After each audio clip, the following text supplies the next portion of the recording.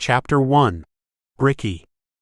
The air in my father's study always feels heavy, like the walls themselves are pressing in, daring me to breathe too loud. Dark wood shelves crowd the walls, sagging under books I've never seen him open, their spines dulled by decades of dust.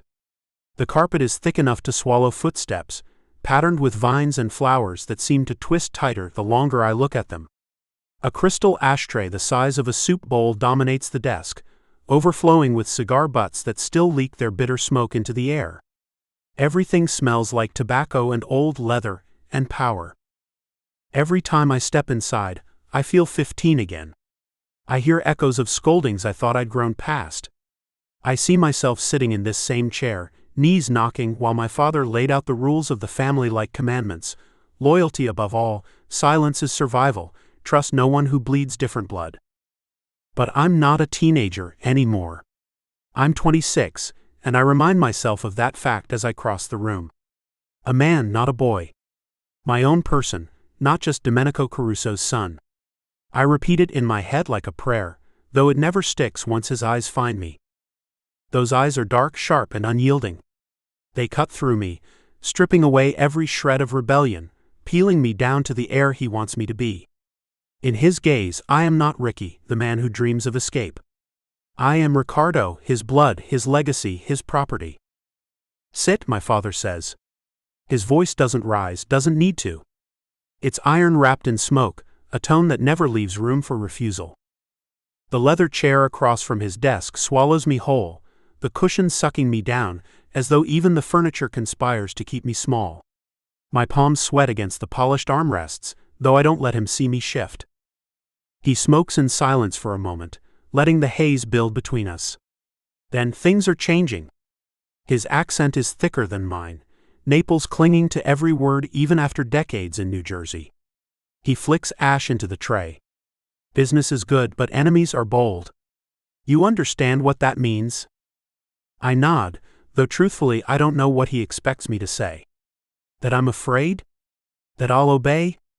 That I care about his enemies and his wars? It means protection, he continues before I can answer. From now on, you don't go anywhere without someone at your side. The words land like chains snapping shut. I blink, fighting the urge to roll my eyes. What like? Like a shadow, he cuts in, voice sharp as the snap of a whip. Like your life depends on it. Because it does. I grit my teeth. Papa, I can handle myself. He laughs, and the sound is colder than a gun barrel against the skin. Handle yourself? What do you know about handling men with guns at their backs? What do you know about the ones who'd slit your throat just to send me a message? You are my blood, Ricardo. That makes you valuable. That makes you a target. There it is, Ricardo. The name he uses when he wants to remind me that I belong to him, not myself. The name that sounds more like an order than an identity. My jaw aches with the effort not to snap back. Instead, I press my palms against my thighs, grounding myself in the soft leather. So who's the babysitter? The door behind me opens before he answers. I don't turn right away, partly because I want to show him I don't care, partly because something in my gut tells me everything shifts in this moment. Marco Ricci, my father says. One of my best men. I glance over my shoulder, and my first thought is not what I expected. The man who enters doesn't strut, doesn't reek of cologne or flash gold chains like so many of the soldiers my father parades around. He's dressed in plain black shirt, jacket, dark jeans, simple but precise. There's a quiet efficiency in the way he moves, as if every step is weighed, every shift of muscle deliberate. Then he lifts his head and I see his eyes. Storm gray. Flat and unreadable at first, but there's a flicker under the surface, a spark that makes me feel like he's not just looking at me but through me. My throat tightens before I can stop it. He holds my gaze a second longer than polite, then nods to my father. Boss. His voice is low, gravel threaded with smoke, rough edges worn down by use. Ricci will be with you from now on, my father announces. Wherever you go. Whatever you do. I snort. Even to the bathroom? Don't be a fool. His scowl deepens. This is not a joke. You'll treat this arrangement with respect.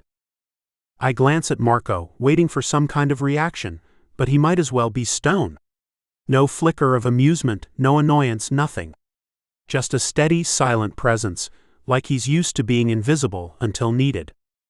Fine, I say, forcing a smirk I don't feel. Guess I've got myself a shadow. My father exhales smoke, the plume curling upward like a curse. Good. Get used to it. I push myself out of the chair, the leather groaning like it resents me leaving. Without another word, I head for the door. Marco falls in behind me, half a pace back, silent as my own heartbeat. We pass down the hallway lined with portraits. Oil paintings, stiff photographs, generations of Carusos looking stern and victorious. My father is in most of the photos, baptisms, weddings, graduations. Always at the center. Always the anchor. The rest of us nothing but satellites. You don't have to hover, I mutter as we climb the stairs. My voice is sharp, more brittle than I intend. That's the job, Marco replies evenly. I stop halfway up, turning to face him. He towers over me by just enough to make me feel it. His shoulders are broad under the black jacket, his frame solid but not bulky. His jawline looks like it could cut glass. I didn't ask for this, I tell him, voice low. You don't have to. That answer makes me want to shove him down the stairs and see if he still talks so calmly. But I catch that flicker in his eyes again, quick, subtle, gone before I can pin it down. Doubt? Sadness? Curiosity? Do you always follow orders without question? I push. When the orders come from your father? Always, he says.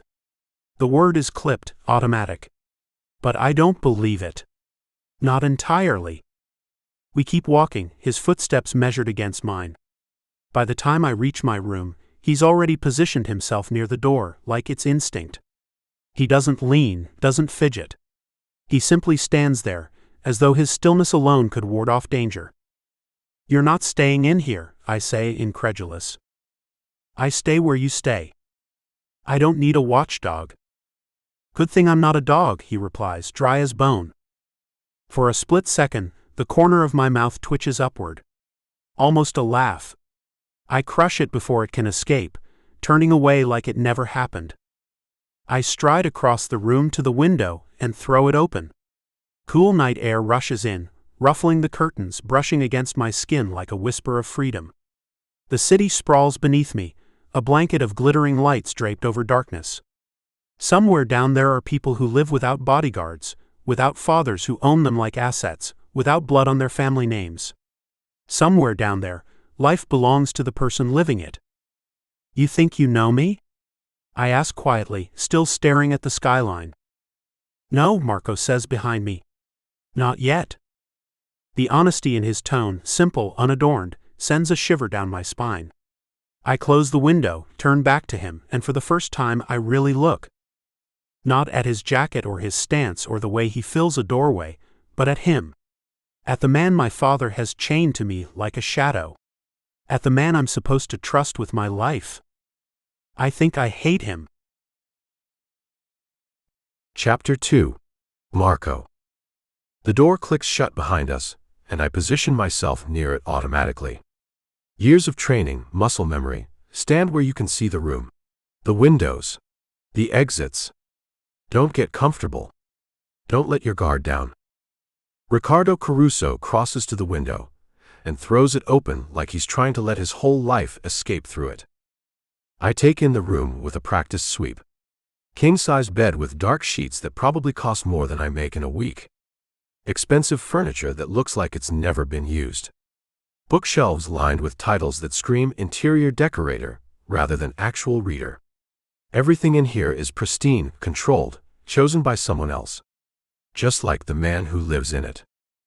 The boss's son is still at the window, shoulders tense under his button-down, hands gripping the frame like he wants to tear it out of the wall. I've protected a lot of people. Politicians who couldn't keep their dicks in their pants. Witnesses who'd seen and talked too much. Other made men who'd pissed off the wrong crew and needed to disappear for a while. Most of them understood the deal. They knew to stay close, follow instructions, and not make my job harder than it needed to be. But this one? This one's going to be a problem. He's standing there in the moonlight, all sharp angles and restless energy, and I can already tell he's the type who'll fight me every step of the way. The type who thinks rules don't apply to him because Daddy runs half of North Jersey. The type who'll test every boundary I set just to prove he can. I've dealt with worse. I can handle one spoiled prince. You think you know me? He asks, voice soft, still staring out at the city. No, I answer honestly. Not yet. It's the truth. I know the basics. 26, educated, kept mostly clean of the family business. The boss's golden boy. The heir who's supposed to take over when Domenico finally kicks it or gets indicted. But knowing facts isn't the same as knowing a person. He turns then, and Christ, the way he looks at me, like he's trying to figure out if I'm a person or just another piece of furniture his father ordered. His eyes are dark, almost black in this light, framed by lashes that are frankly unfair on a guy. There's something in his expression I can't quite read. Anger, maybe. Or curiosity. Not that it matters. Not that I should even be noticing. He's the boss's son. My assignment. Nothing more. Well, Shadow, he says, and there's venom in the way he draws out the word. Since you're going to be lurking around me 24/7, you might as well get comfortable with the reality of it. He starts unbuttoning his shirt, fingers working the buttons with deliberate slowness. My jaw tightens, but I don't move. I'm going to take a shower. You planning to follow me in there too, or do I get 5 minutes of privacy? I'll be right here, I say evenly. How reassuring. His fingers move to the next button. Then the next. Tell me, Marco, is it Marco or do you prefer Ricci? Or should I just call you the help? Marco's fine. Marco, he repeats, like he's testing how it tastes. How long have you worked for my father? 5 years. And in those 5 years, how many people have you killed? The question lands like a slap, but I don't react. He's trying to shock me, trying to see if he can make me uncomfortable. I've been asked worse by better. That's not relevant to keeping you safe. Isn't it? The shirt slides off his shoulders, and fuck me, this job just got a lot more complicated. I mean, if you're going to be my shadow, I should know what kind of shadow you are. The kind that strictly protects, or the kind that's proactive in eliminating my problems. He's leaner than I expected, all smooth skin and defined muscle. There's a confidence in the way he moves, the way he lets the shirt drop to the floor like he knows exactly what he's doing to me, because of course he does. Rich boys like him always know. They learn young how to weaponize everything they've got. Both, I answer, keeping my voice level. When necessary. Honest. I like that. His smile is sharp enough to draw blood. Most of my father's men lie through their teeth. It's refreshing. He pauses and gives me another one of those appraising looks. Something wrong, Marco? His voice is honey over razors. No, sir. Don't call me that. He reaches for his belt buckle, and my pulse kicks up in a way that's got nothing to do with threat assessment, and everything to do with the fact that I'm only human. Makes me sound like my father. The belt hisses through the loops. His hands move to the button of his jeans. I keep my expression flat, neutral, professional. I've stared down the barrel of a gun without flinching. I've had men twice my size try to intimidate me and failed. I can handle some spoiled mafia prince trying to rattle me. Except he's not just trying to rattle me. He's succeeding. You're not even going to look away, he asks, pausing with his hands on the waistband of his jeans. You want me to? I want to know if you're human or if my father hired a robot. I'm human enough. Prove it. The jeans slide down his hips, and he steps out of them with the kind of grace that shouldn't be legal. He's standing there in nothing but black boxer briefs that leave very little to the imagination, and the smirk on his face tells me he knows exactly what he's doing. My eyes don't leave his face. It takes more effort than it should. Disappointed? I ask. In what? That I'm not giving you the reaction you want. His smirk falters for just a second, barely noticeable, but I catch it. Good. Let him think this is easy for me. Last chance, he says, hooking his thumbs in the waistband of his briefs. Sure you don't want to check the shower for assassins? Could be someone hiding behind the curtain. You never know. I'm sure. My voice comes out rougher than I intend. His smirk widens, and I know he heard it too, that slight crack in my armor. Suit yourself, Shadow. He drops his underwear and turns to walk toward the bathroom, and Jesus Christ, I'm a dead man. The view from behind is just as dangerous as the front, all lean muscle and smooth skin, and an ass that belongs in a museum or a wet dream or both. I force my gaze back to the door. Count the panels in the wood. Think about anything, except the fact that Ricardo Caruso is 20 feet away from me, fucking naked, and apparently determined to make my life hell. The bathroom door closes, and I hear the shower turn on, hear the water hit tile. I force myself to stare at the ceiling like it's the most fascinating thing I've ever seen. This is going to be a long assignment. I've killed men. Buried bodies where they'll never be found.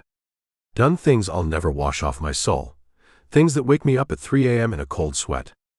I've walked through fire and come out the other side without blinking. But protecting Ricardo Caruso? That might actually break me. I pull out my phone, more to give my hands something to do than anything else. Check the security feed for the perimeter. Everything's quiet. The night shift is in place. No movement except the wind in the trees. From the bathroom, I hear the water change pitch slightly. He's under the spray now. Don't think about it. Don't picture it. Don't. My phone buzzes. A text from Angelo, the boss's brother. How's the prince treating you? I type back, fine. Liar. Kid's a handful. Don't let him get to you. Too late for that, but I'm not about to admit it. I pocket my phone and settle in to wait. Chapter 3. Ricci. The water is scalding hot, but I don't turn it down. I press my forehead against the cool tile and try to convince myself that what just happened was about control. About proving a point. About showing Marco Ricci that I'm not some delicate prize to be guarded, not some scared kid who needs a babysitter with a gun. Except I can still feel the weight of his stare on my skin, and my hands are shaking. Bastard didn't even flinch. Didn't look away, didn't shift his weight, didn't give me a single goddamn indication that watching me strip down affected him at all. He just stood there like a statue, all that controlled stillness and those storm-gray eyes tracking every movement, and somehow that made it worse. Made it hotter. Made me want to push harder, until something in him cracked. What the hell is wrong with me? I'm supposed to hate this. Hate him. Hate that my father thinks I need protecting. Hate that I'm being shadowed by some enforcer who probably has more blood on his hands than I want to know about. But the moment Marco walked into that study, the moment those eyes locked on mine. Fuck. I squeeze my eyes shut, trying to will the image out of my head. His expression was so careful, so blank, but I saw the way he looked at me. Appraising. Calculating. Like I'm a threat he has to neutralize, or a puzzle he's dying to solve. The heat from the water isn't helping. I'm hard as a fucking rock, and I know if I reach down and wrap a hand around myself, it'll only take a few strokes to get myself off. To imagine that he's here in the shower with me, the two of us pressed against the tile, the water beating down as he grabs me by the hair and pins me there, forcing me to submit. Yeah, that did it. My hand is on my cock before I even realize it. Shit, I mutter. I shouldn't. I should get out, put some clothes on, and forget this ever happened.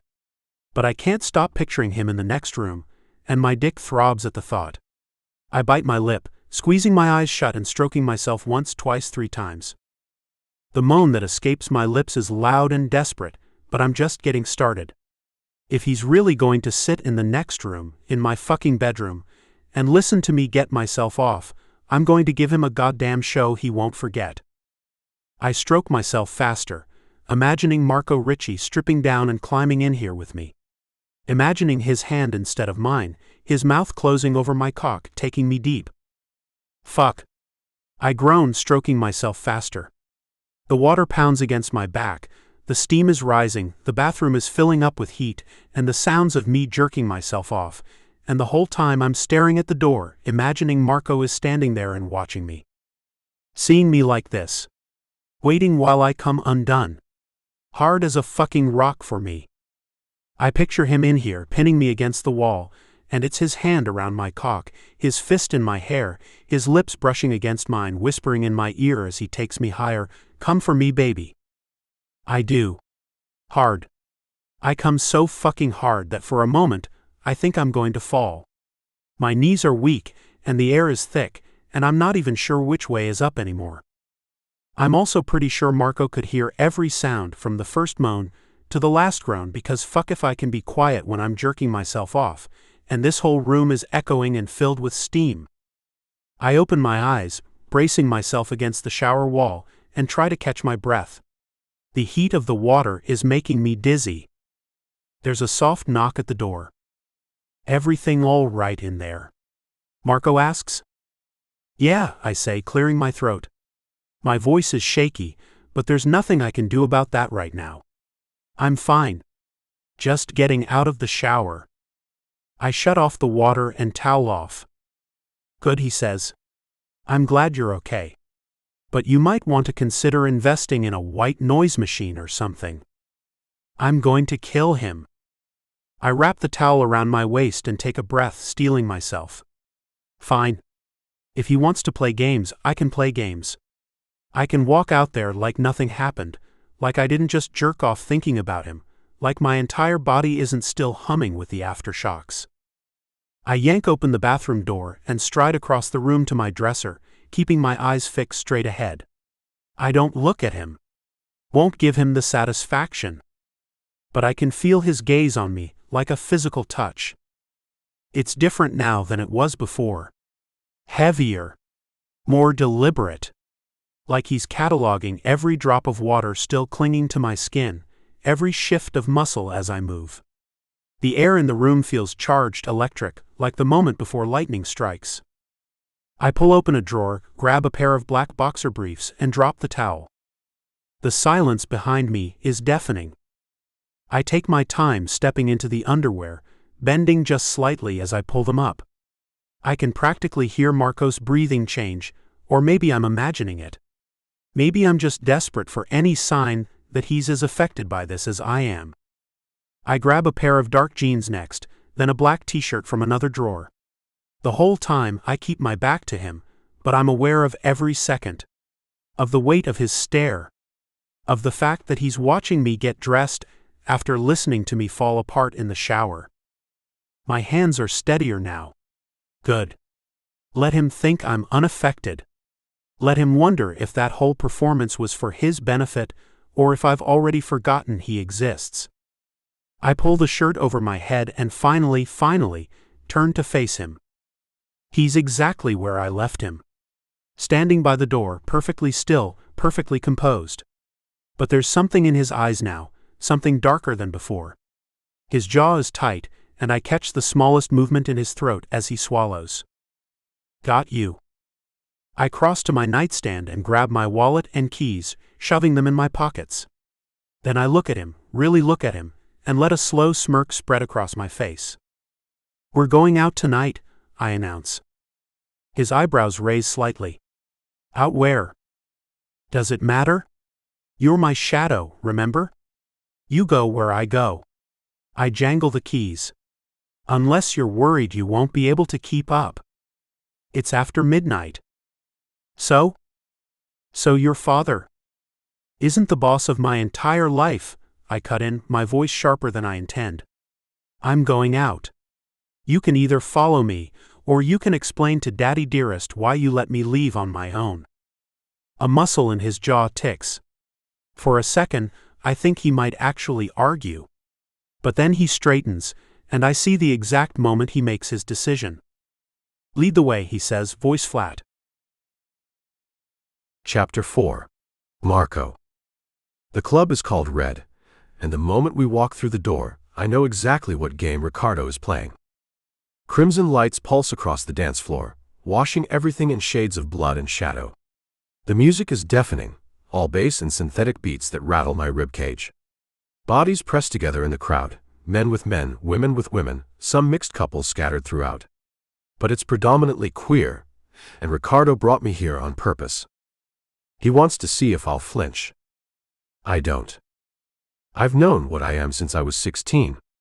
Known it and buried it so deep that most days I can pretend it doesn't exist. In my line of work, in this life, you don't get to be different. You don't get to want the things that other people take for granted, things that give people leverage over you.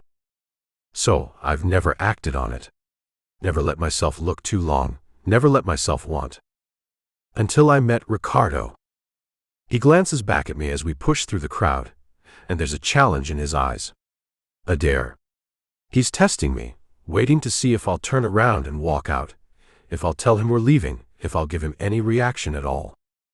I keep my face blank and follow. We end up near the bar, and he orders something bright and electric that looks like it could strip paint. I stay close, scanning the crowd out of habit. Exits, 3, including the back hallway that probably leads to the kitchen and alley. Security, 2 guys by the front door, 1 roaming the floor. Potential threats. Too many to count in a place like this, but I catalog faces anyway, looking for anyone who doesn't belong. Ricardo takes a sip of his drink, then turns to face me fully.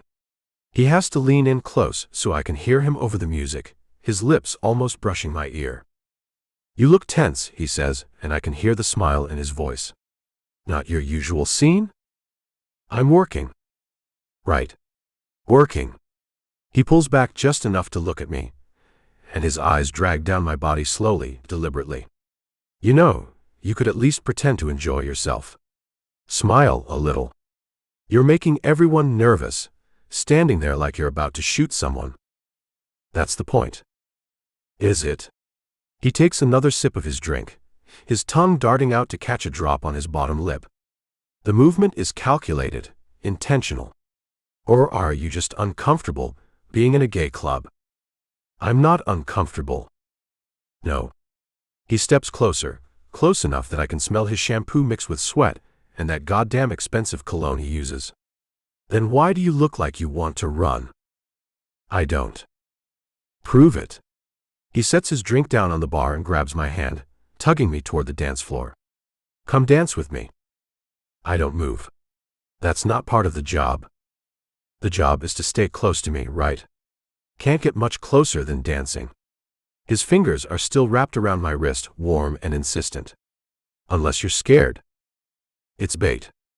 Obvious bait. I should ignore it. I don't dance. Everyone dances. You just need the right motivation.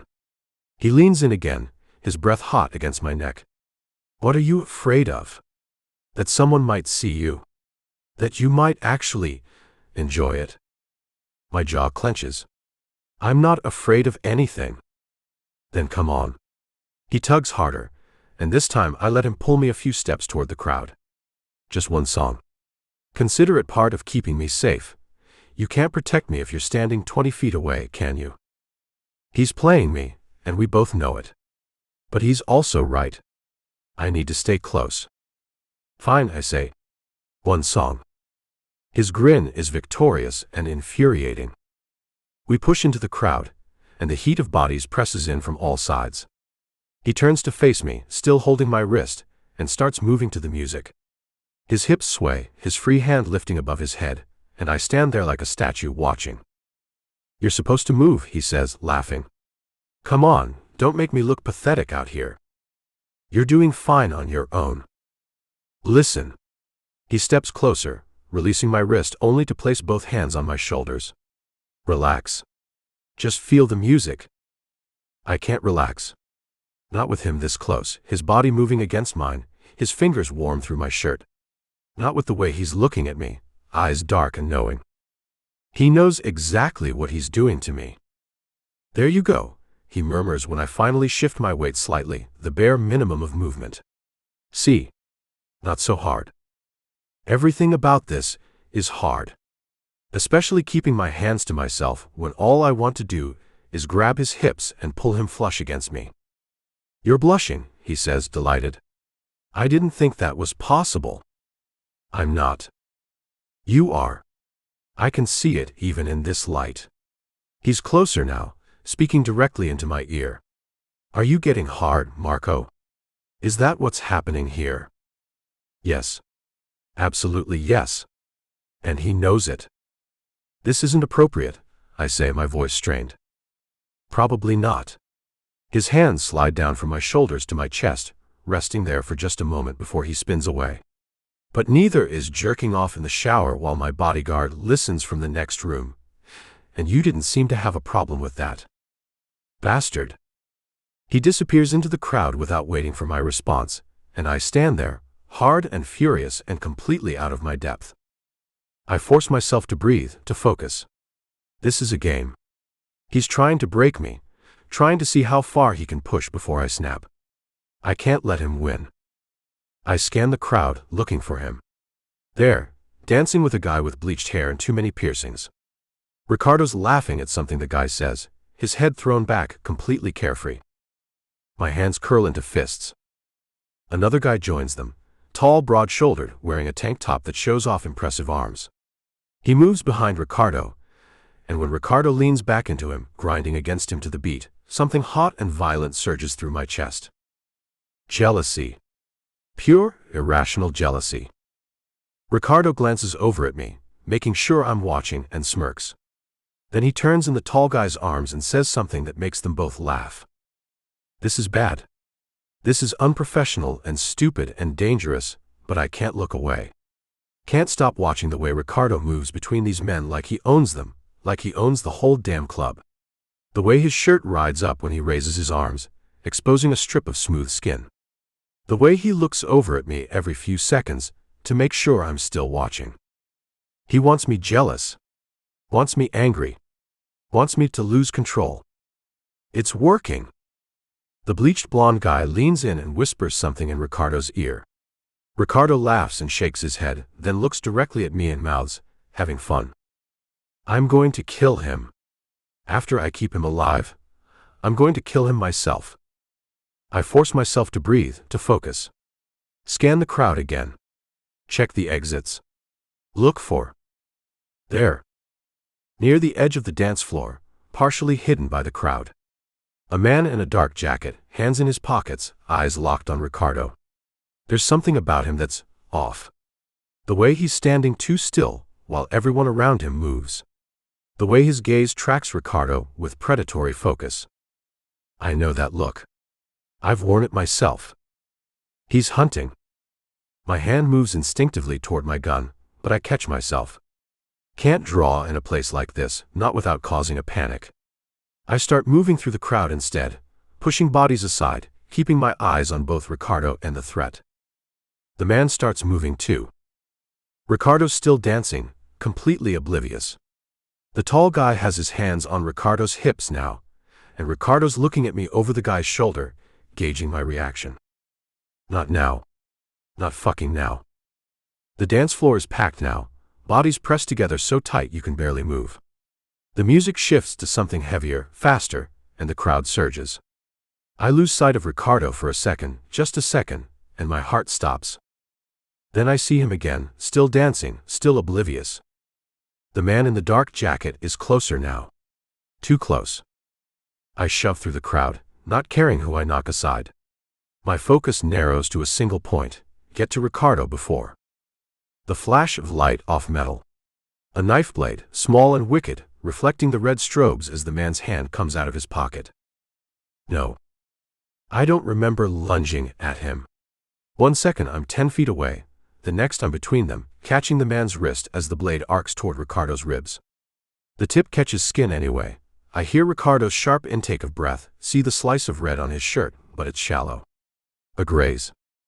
Not deep enough to kill. Not deep enough to scar. But still deep enough to send me into a rage. I twist the man's wrist until bones grind together and he drops the knife. Then I drive my fist into his face. Once. Twice. His nose breaks with a wet crunch, blood spraying across my knuckles. He tries to fight back, throwing a wild punch that glances off my shoulder. I don't feel it. Don't feel anything except the white-hot fury burning through my veins. This piece of shit tried to kill him. Tried to hurt what's mine. No. Not mine. The assignment. The job. I don't care. I hit him again, and again, and again. He goes down hard, hitting the floor, and I follow him down, my knee on his chest, my fist connecting with his jaw. People are screaming now, the crowd scattering, but I can't stop. Won't stop until I'm sure he'll never get close to Ricardo again. Marco. Ricardo's voice cuts through the haze. Marco, stop. We have to go. Hands grab my shoulders, Ricardo's hands pulling me back. I let him, stumbling to my feet. The man on the floor isn't moving anymore, just a bloody heap of broken bones and ruined flesh. Good. We need to leave, Ricardo says urgently. His face is pale, eyes wide. Now. Before the cops show up. He's right. I can already hear sirens in the distance.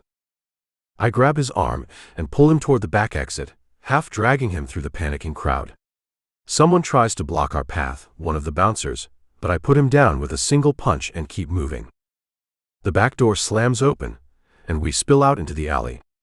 Cool night air hits my face, and I'm suddenly aware of how hard I'm breathing, how much my knuckles hurt. How close I came to losing him. Chapter 5. Ricci. The drive back is silent, except for the hum of the engine and my racing heartbeat. Marco's knuckles are white on the steering wheel, his jaw locked tight. There's blood on his hands, not his own, and his shirt is torn at the shoulder. He looks like violence personified, all coiled tension and barely restrained fury. He saved my life. The thought keeps circling in my head, relentless. That knife was meant for me. Would have slid between my ribs if Marco hadn't been there. If he hadn't moved faster than I could even process. If he hadn't beaten that man into unconsciousness without hesitation. I've never seen anything like it. The way he moved, the controlled brutality, the absolute certainty in every strike. It should terrify me. It doesn't. I steal a glance at him from the passenger seat. His profile is sharp in the passing streetlights, all hard angles and shadows.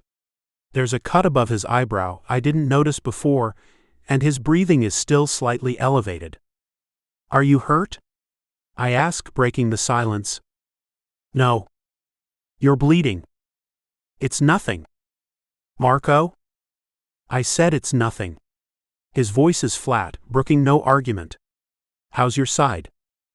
I press my hand against my ribs, where the shirt is sticking to the cut. It stings, but it's manageable. I've had worse. When? Does it matter? He doesn't answer, just takes a turn harder than necessary. We're almost home. We pull into the garage, and Marco kills the engine. For a moment, neither of us moves. The silence stretches, heavy and charged. That guy, I start. Did you recognize him? Moretti family. Marco's voice is grim. One of their enforcers. Your father's been at war with them for months. And they sent someone after me. They sent someone to send a message. He turns to look at me and his eyes are dark, intense. You understand now? This isn't a game. These people don't care that you're not involved in the business. To them, you're just leverage. I get it. Do you? Because a few hours ago you were dancing with strangers, making yourself a target. I didn't ask for this. My voice comes out sharper than I intend. I didn't ask to be born into this family, and I didn't ask for you to be assigned to babysit me. But I'm not going to hide in my room for the rest of my life, just because my father made enemies. His jaw clenches. That's exactly what you should do. Well, I'm not going to. Stubborn, he mutters, pushing open his door. Inside. Now. I don't argue. We make it to my room without seeing anyone, which is a small mercy. The last thing I need is my father demanding to know why I'm bleeding, and why Marco looks like he just walked off a battlefield. Marco closes the door behind us and immediately turns to me, his expression hard. Shirt off. What? Your shirt. Take it off. I need to see the wound. Heat crawls up my neck. It's just a scratch? I'll decide that. He crosses his arms. Don't make me ask again. He waits a beat, but I still don't move. Now, Ricardo. The use of my full name stops me cold. My father is the only one who calls me that, and only when there's no room for argument. I swallow hard and reach for the hem of my shirt, peeling it slowly over my head. The fabric catches on the cut and I wince, the sting sharp enough to make me suck in a breath. Marco's eyes darken when he sees it, a thin red line across my ribs still oozing slightly. It's surrounded by the beginnings of a bruise where the guy's knuckles must have grazed me before Marco intervened. Sit, he orders, pointing to the bed. I sit. He disappears into my bathroom, and I hear him opening cabinets, searching. When did he even notice where I keep things? How much has he cataloged about my space in the short time he's been here? He returns with the first aid kit from under the sink, along with a clean washcloth. He kneels in front of me, setting everything on the bed beside me, and the position sends a jolt of something electric down my spine. He's close enough that I can smell him, sweat and cologne and something metallic. Blood, probably. His shirt is still speckled with it. You should clean up too, I say quietly. Get out of those clothes. His eyes flick up to meet mine. Later. You first. He uncaps the antiseptic, and the sharp chemical smell fills the air between us. This is going to sting, he warns. I'll be fine. He presses the soaked gauze to the cut, and pain flares hot and immediate. I hiss through my teeth, my hand instinctively flying up to grab his wrist. Easy, he murmurs, his voice gentler than I've heard it. I've got you. Those 3 words shouldn't undo me the way they do. I force myself to breathe through the pain as he cleans the wound, dabbing carefully around the edges. His touch is surprisingly gentle, at odds with the violence I just witnessed. These are the same hands that broke a man's nose, that beat someone bloody without hesitation. Now they're tender, cautious, treating me like I might break. You should have stayed close, he says quietly, not looking up from his work. You shouldn't have been dancing with strangers where I couldn't reach you. I didn't know someone was going to try to kill me. That's the point. You never know. He tosses the bloody gauze aside and reaches for clean bandages. That's why I'm here. That's why you can't just, he breaks off, jaw working. You can't do shit like that. You can't make my job harder by being reckless. I wasn't being reckless. You were dancing with 3 different guys, grinding on them like you were trying to. He stops himself, shaking his head. Never mind. Like I was trying to what? It doesn't matter. No, say it. I lean forward slightly and he pulls back, maintaining the distance between us. You were watching me that closely? It's my job to watch you. Is that the only reason? His hand's still on the bandage. For a moment he doesn't move, doesn't breathe. Then he resumes his work, his movements more forceful than before. Hold this, he says, pressing my hand against one end of the bandage while he secures the other side with medical tape. I do as he asks, hyper-aware of where his fingers brush against my skin. Every point of contact feels electric, charged with something I can't name. He finishes securing the bandage, his movements precise and careful, but he doesn't pull away immediately. His hands linger, one pressed against my ribs just below the bandage, the other resting on my hip to steady me. I'm achingly aware of how close he is. How his breath comes faster than it should for such a simple task. How his pupils are dilated in the low light of my bedroom. How his eyes keep darting down, not to the wound but lower. To where my body is responding to his proximity, in a way I can't hide. I'm hard, and he knows it. Marco, I breathe. Don't. His voice is rough, strained. Don't what? Don't look at me like that. Like what? Like, he breaks off, shaking his head. His thumb moves against my hip just slightly, like he can't help himself. Like you want me to. I do. The confession hangs between us. His breathing stops. You don't know what you're saying, he says finally. Yes, I do. I reach up slowly, giving him time to pull away, and rest my hand against his chest. His heart is hammering beneath my palm. I know exactly what I'm saying. He swallows hard. This can't happen. Why not? Because I work for your father. Because my job is to protect you, not, he cuts himself off, but I can see the struggle in his eyes. Want warring with duty. Desire fighting against loyalty. Not what? I press. Not want you? Not think about you. Not imagine what it would be like if you stopped being so goddamn professional for 5 minutes? Ricardo. You saved my life tonight, I say quietly. You didn't hesitate. You didn't think about it. You protected me. Like I actually matter to you. You do. The words escape before he can stop them, and I see the moment he realizes what he said. I mean the job. Is that all it is to you? A job? He doesn't answer. Can't maybe. But his hand is still on my hip, fingers pressing into my skin like he's afraid I'll disappear if he lets go. Thank you, I say, my voice barely above a whisper. For saving me. He should pull away now. Should stand up, put distance between us, remind me of all the reasons this can't happen. He doesn't move. Instead, his hand tightens on my hip, fingers digging in just slightly. His eyes drop to my mouth, and I watch him wrestle with himself, watch the exact moment his resolve starts to crumble. Ricci, it's the first time he's called me that, and hearing it in his voice, rough and wanting, breaks something loose in my chest. I lean in. He meets me halfway. The kiss is fierce and desperate, nothing like the careful control he's maintained until now. His hand slides up from my hip to cup the back of my neck, angling my head so he can deepen the kiss, and I open for him immediately. He tastes like mint and fury and something darker, something that makes me want to pull him closer and never let go.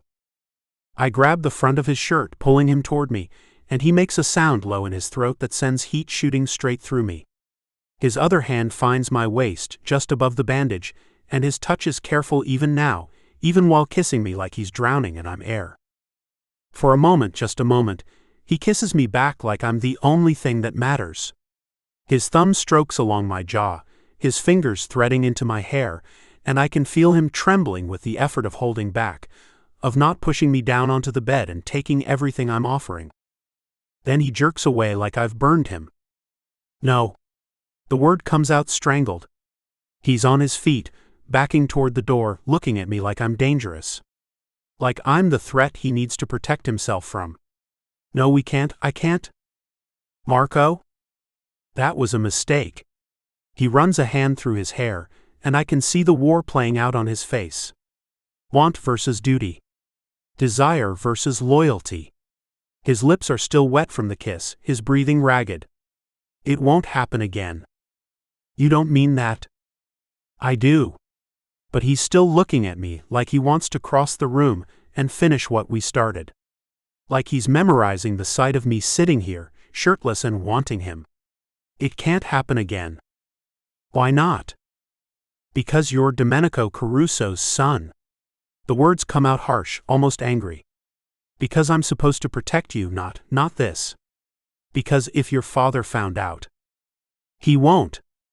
You don't know that. He's shaking his head, retreating further. You don't know what he'd do. What he's capable of. I know exactly what he's capable of, I say quietly. I've lived with him my entire life. Then you know why this can't happen. His hand is on the door handle now. Get some sleep, Ricardo. We'll talk about this in the morning. There's nothing to talk about. There's everything to talk about. He opens the door, and the hallway light spills in, harsh and unforgiving. But not tonight. Not while, he cuts himself off, shaking his head. Just get some sleep. Marco, wait. But he's gone before I can finish, the door clicking shut behind him with a finality that feels like a punch to the gut. I sit there on the bed, shirtless and bandaged and still hard, and try to process what just happened. Marco Ricci kissed me. Really kissed me. Like he meant it. Like he's been thinking about it, as much as I have. Then he ran. Chapter 6. Marco. The text comes at 6:47 a.m. Boss wants to see you.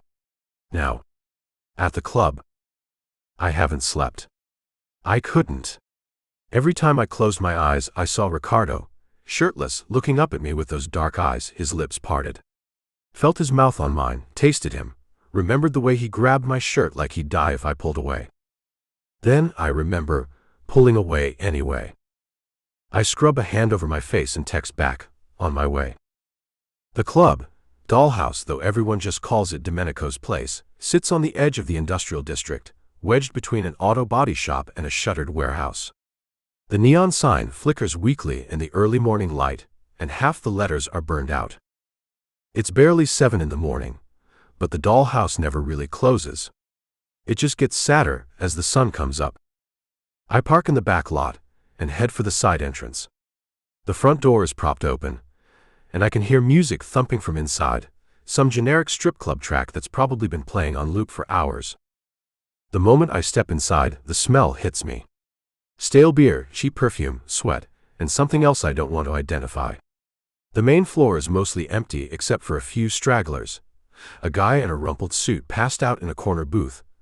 Another in sweatpants and a stained t-shirt nursing a beer at the stage, eyes glazed as he watches a dancer go through the motions. The breakfast buffet is set up along the far wall. A sad collection of lukewarm scrambled eggs, limp bacon, and toast that looks like it's been sitting out since yesterday. A couple of lonely-looking men are loading up plates. Probably regulars who come in every morning for the same depressing routine. A dancer, blonde, mid-40s, with tired eyes and a long scar visible above her G-string, spots me and immediately perks up. "Hey there, handsome," she purrs, sauntering over. "Haven't seen you before. You looking for company?" "No." "Ah, come on. I can make it worth your while." She trails a finger down my chest and I step back. "I'm here to see Domenico." Her expression shudders immediately. "Oh. Yeah. He's in the back." She jerks her thumb toward the hallway behind the bar, then retreats without another word. Another dancer, younger brunette with track marks on her arms, watches me from the stage as I pass. She doesn't bother trying. Good instincts. I head down the hallway, past the dressing rooms where I can hear someone throwing up, past the storage closet that reeks of bleach and something worse. Domenico's office is at the end, the door slightly ajar. I knock. "Come." I push the door open and step inside. Domenico's office is surprisingly clean compared to the rest of the club. Dark wood desk, leather chairs, bookshelves lined with ledgers and files. There's a window that looks out over the parking lot, blinds half closed against the rising sun. He's sitting behind the desk, smoking a cigar, dressed in a crisp suit despite the early hour. His brother Angelo stands in the corner, arms crossed, watching me with unreadable eyes. "Sit," Domenico says. I sit. He takes a long drag on his cigar, letting the silence build. It's a power play, and we both know it. He's making me wait, making me sweat. Finally, "You want to tell me what happened last night?" "Your son went out. I followed him. Someone tried to kill him. I stopped them." "So I heard." He flicks ash into a crystal tray. "Moretti's boy, wasn't it?" "Enzo." "Yes." "And you beat him so badly, they had to take him to the hospital." "It's not a question." Broken nose, fractured orbital bone, 3 cracked ribs, internal bleeding. "He had a knife to Ricardo's ribs." "I know what he had." Domenico leans back in his chair, studying me. "I'm not complaining about the beating. Moretti needs to understand there are consequences for going after my family. But the scene you caused, half the club saw it. Police were called. Now we've got heat we don't need. I'm sorry, boss. I prioritized getting Ricardo out safely." "As you should." He takes another drag. "But you shouldn't have let him get in that position in the first place." What the hell was my son doing at that club anyway? The question hangs in the air. He knows. Of course he knows. Domenico knows everything that happens in his territory. He wanted to go out, I say carefully. I advised against it, but he insisted. So you let him. I went with him. Kept him in sight the entire time. Except you didn't. His voice is soft, dangerous. Because if you had, Enzo wouldn't have gotten close enough to pull a knife. He's right. I was distracted, watching Ricardo dance, watching him flirt, consumed by jealousy instead of doing my job. You're right, I say. It won't happen again. No, it won't. He leans forward, elbows on the desk. Because next time, my son might not be so lucky. Next time, he might come home in a body bag instead of with a scratch. His eyes narrow. Tell me about the scratch. It was a defensive wound, I say carefully. The blade caught him when I intercepted the attack. Shallow cut across the ribs, about 3 inches long. I cleaned and dressed it. No stitches needed. And you did this yourself? You didn't take him to see Dr. Russo? It didn't require a doctor. I have field medicine training. I'm aware of your training. He studies me for a long moment, and I can feel Angelo's eyes on me too. How is my son this morning? I haven't checked yet. I came straight here. Of course you did. He taps his cigar on the ashtray. How did he seem last night? After the attack? Shaken. Angry. But he handled it well. I'm sure he did. It doesn't sound like he's sure of that at all. And how are you handling it, Marco? The shift in his tone puts me on edge. I'm fine, boss. Are you? He leans back again, smoke curling around his head like a halo. Because from what I hear, you nearly killed a man with your bare hands. That's not the controlled, professional enforcer I hired. That's someone who lost his head. He threatened your son. My son, Domenico repeats, emphasis on the possessive. Not yours. You understand the distinction? Of course. Do you? He sets the cigar down and folds his hands on the desk. Because I need to know that the man protecting my boy can keep his head in a crisis. That he won't get distracted. That he won't confuse his duties. The temperature in the room drops 10 degrees. He knows. Or suspects. I understand my duties perfectly, I say, keeping my voice level. Good. He picks up the cigar again. Because I've seen what happens when people mix business with pleasure, Marco. I've seen men lose focus, make mistakes. Get people killed. He pauses. Especially when the lines get blurry. Boss. I'm not accusing you of anything. But his eyes say otherwise. I'm just reminding you what's at stake. My son is valuable to me. He's my heir, my legacy. The man protecting him needs to be clear-headed. Professional. Not invested in the wrong way. Angelo shifts in the corner, and I catch the warning look he shoots me.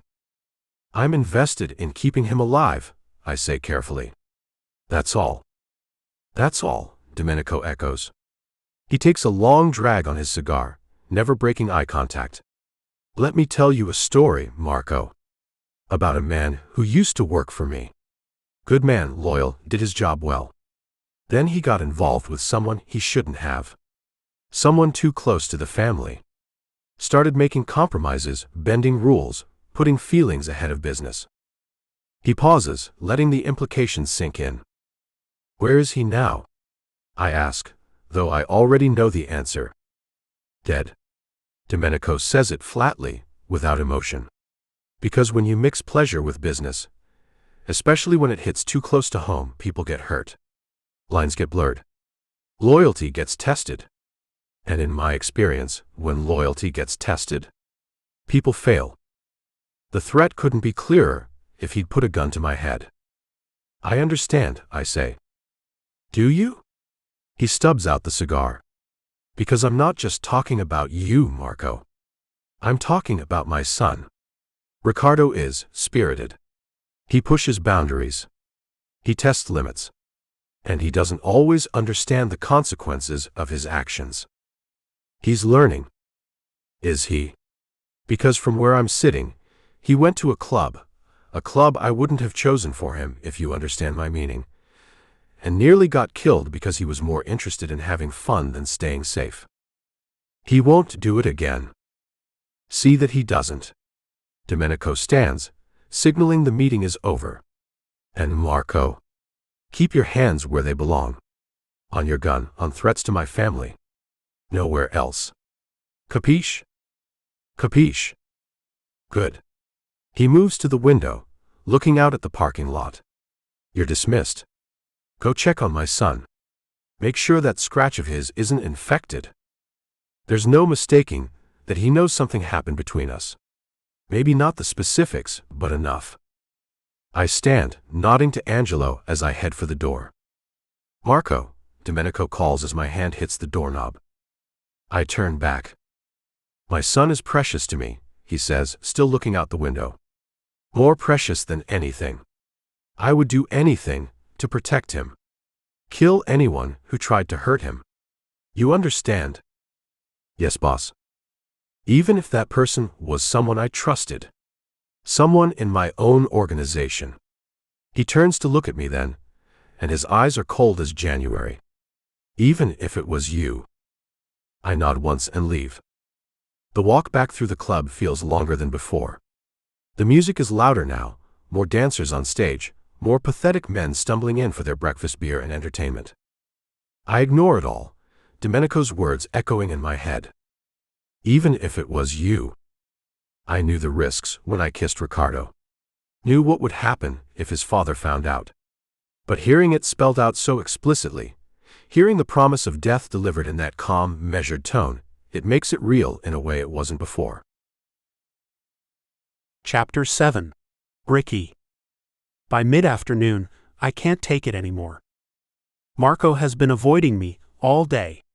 Not physically, he's still here, still following me from room to room like my own personal shadow, but emotionally, he might as well be on another planet. He won't meet my eyes. Won't speak unless I ask him a direct question, and even then his answers are clipped and professional.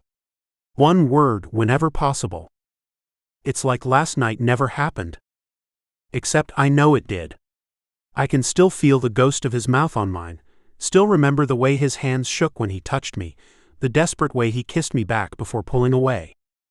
Now he's standing by my bedroom door, arms crossed, staring at the wall like it holds the secrets of the universe. He's been in that exact position for the last hour, while I've tried to read, tried to focus on anything other than the tension crackling between us. I snap my book shut. What's going on? I ask. Nothing. Bullshit. His jaw tightens, but he doesn't look at me. I said it's nothing. It's something. You've been acting weird all day. I stand up, crossing my arms to mirror his posture. Is this about last night? No. Now I know you're lying. I take a step closer. Talk to me, Marco. There's nothing to talk about. Really? Because you kissed me last night, and now you're acting like I have the plague. Finally, his eyes snap to mine. There's something wounded in them, something that makes my chest ache. That shouldn't have happened, he says, his voice low. But it did. And it won't happen again. The words hit like a slap. I knew he'd say them eventually, but hearing them out loud still stings. Why not? Because, he breaks off, shaking his head. Because it can't. Any of it. Not just the kiss, but all of it. The club, the teasing, the complete disregard for your own safety. Oh, here we go. I roll my eyes. Another lecture about how I need to be more careful. It's not a lecture, it's reality. His voice is getting harder now, more forceful. You're not a teenager, Ricardo. You're a grown man who should understand the value of his own life. You can't just go wherever you want, do whatever you want, without thinking about the consequences. I was thinking about the consequences. No, you weren't. You were thinking about yourself. About having fun, about pushing my buttons, about. He stops himself, but I can see the frustration building. You don't get it. You don't understand what's at stake here.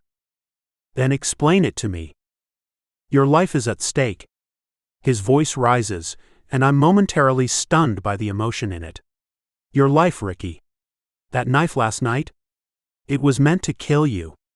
And it almost did, because you were too busy dancing and flirting to pay attention to your surroundings. That's not fair. It's completely fair. You made yourself a target. You put yourself in danger. And when things went wrong, I had to. He runs a hand through his hair, looking away. It can't happen again. You need to start taking this seriously. There's something in his tone that sounds wrong. Too controlled. Too rehearsed. Too much like my father. The realization hits me like ice water. He talked to you, I say quietly. Marco's eyes snap back to mine, and I see the flash of guilt before he can hide it. Who? Don't play stupid. My father. He talked to you, didn't he? About last night. I don't know what you're. Don't lie to me, Marco. I take another step closer, anger rising hot in my chest. You sound just like him right now. Using his words, his logic, I gesture at him. Is that what this is? Did he tell you to stay away from me? I don't. Did he? His silence is answer enough. Unbelievable. I laugh, but there's no humor in it. So what, he called you in for a little chat? Reminded you of your place? Told you to keep your hands to yourself? It's not like that. Then what is it like? I'm in his space now, close enough to see the muscle ticking in his jaw. Tell me exactly what he said. It doesn't matter what he said. It matters to me. He was right. Marco's voice cracks through the room like a whip. Everything he said, he was right. This, whatever this is between us, it can't happen. It's dangerous. For both of us, but especially for me. What did he say to you? Marco's eyes close briefly, and when he opens them again, there's something raw there. Something that looks like fear. Don't you understand who your father is? His voice is quieter now, but no less intense. He'll put a bullet in my head if he thinks for a second that I'm starting to have feelings for you. The world stops. Feelings, I repeat, my heart suddenly hammering. For me. Marco freezes. His eyes widen slightly, like he didn't mean to say that, like the words slipped out before he could stop them. I feel a smile tugging at my lips, despite everything. Is that true? It doesn't matter. It matters to me, I say again, softer this time. Do you have feelings for me, Marco? There's no point. Just answer the question.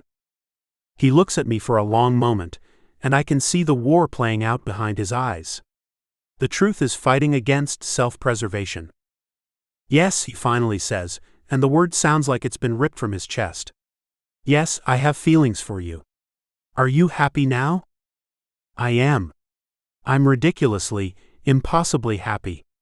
But I can see the pain in his expression, the way he's already retreating, even though he hasn't physically moved. But it doesn't matter, he continues, voice hardening again. Because it won't ever work. We can't ever be together, except as bodyguard and client. That's all we can be. All we're allowed to be.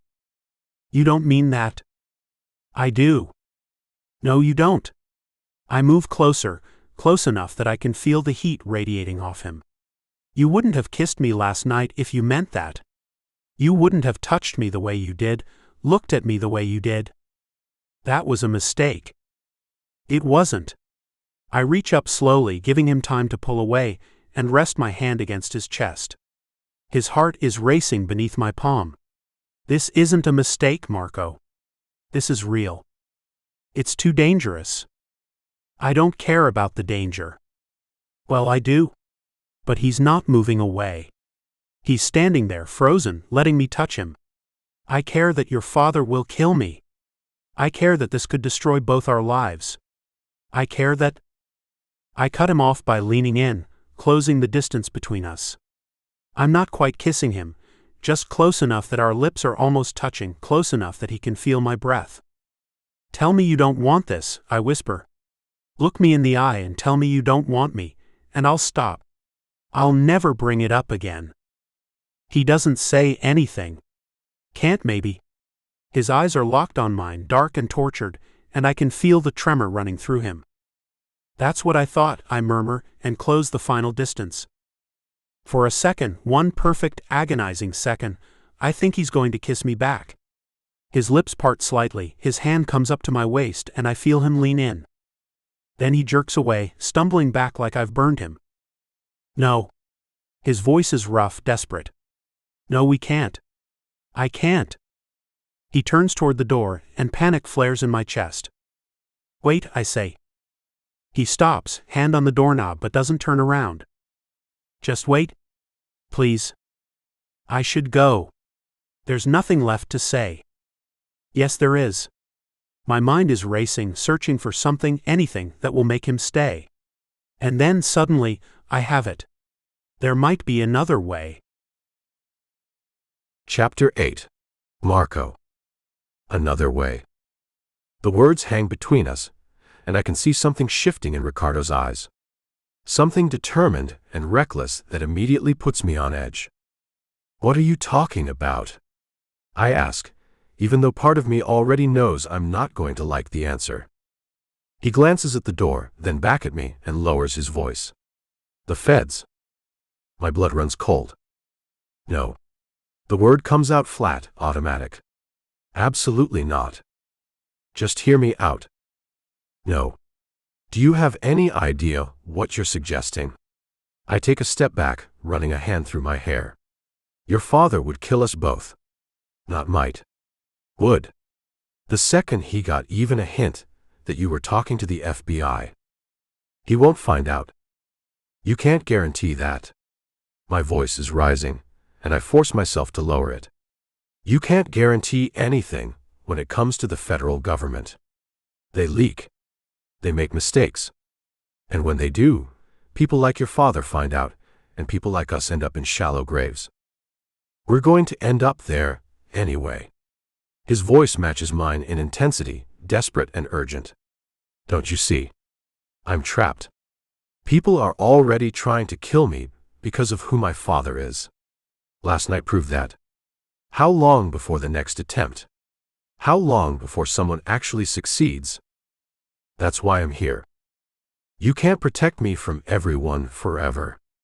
He moves closer, and I can see the fear beneath the determination. And what happens when my father dies? What do you think happens to me then? I know the answer. We both do. Your uncle will turn on me in half a second if he thinks it benefits him.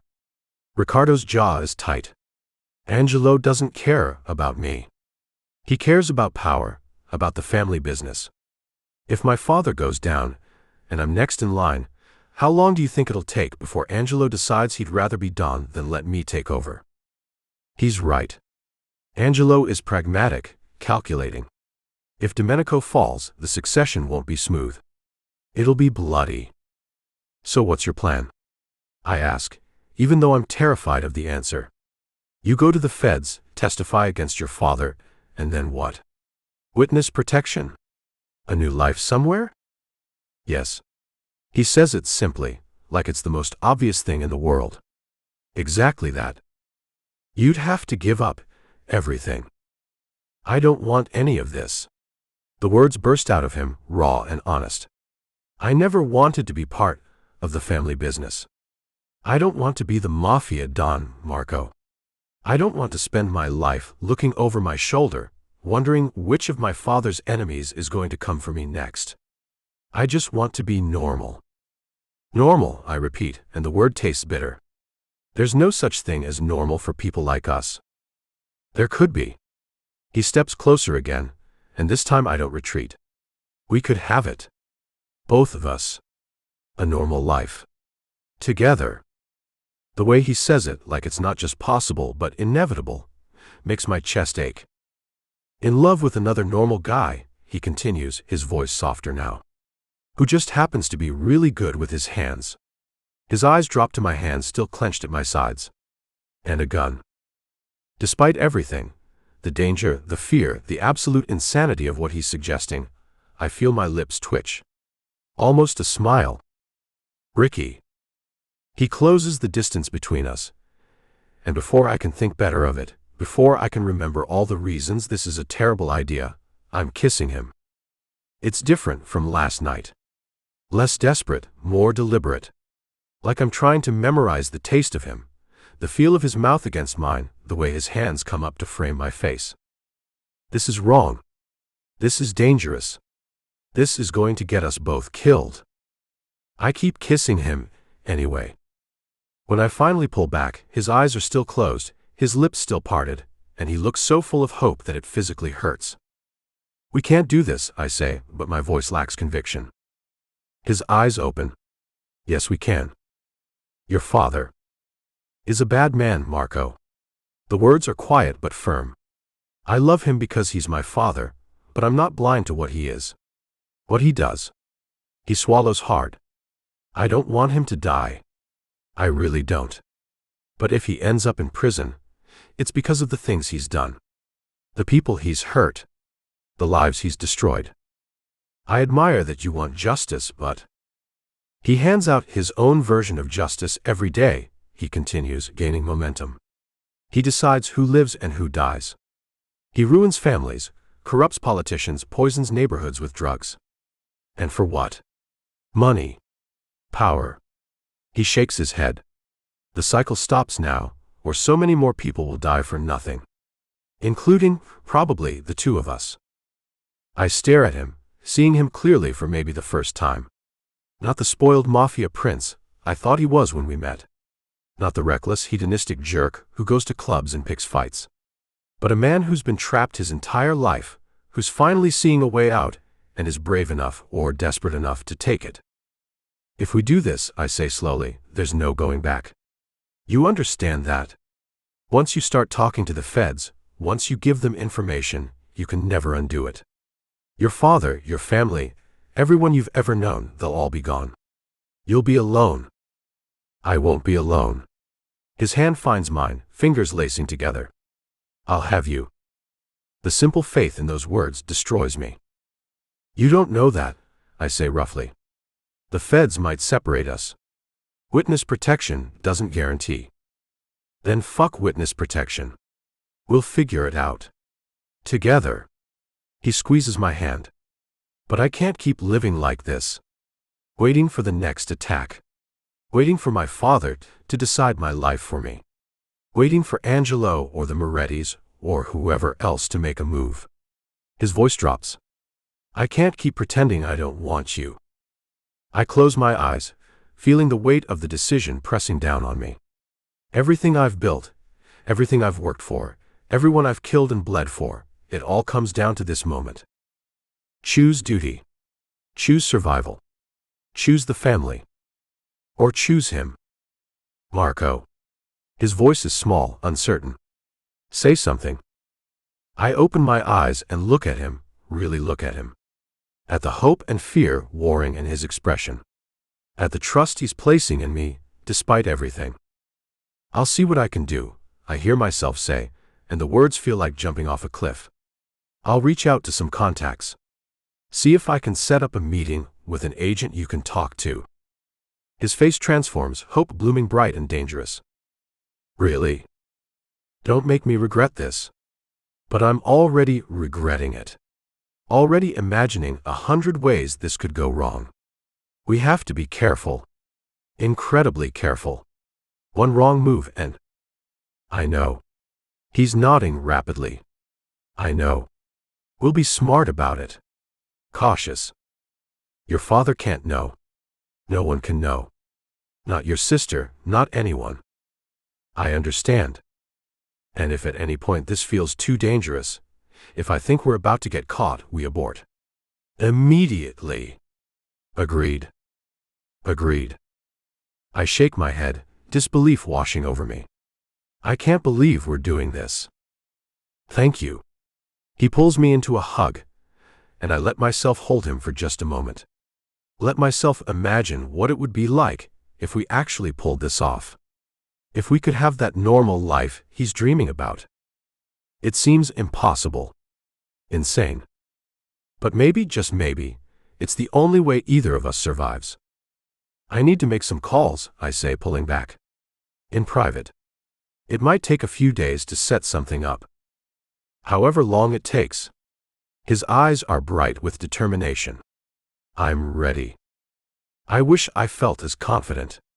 Instead, I feel like I've just signed our death warrants. But when I look at Ricardo, at the hope in his eyes, at the future he's willing to fight for, I know I'd make the same choice again. Even if it kills us both. Stay in your room tonight, I tell him. Don't go anywhere. Don't do anything that might draw attention. I need time to think, to plan this out properly. Okay. And Ricci? I meet his eyes. If this goes wrong, if your father finds out before we can get you to safety, you run. You don't wait for me, you don't look back.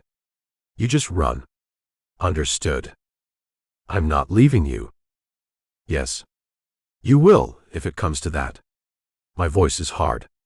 Because if this falls apart, at least one of us needs to survive. And it's going to be you.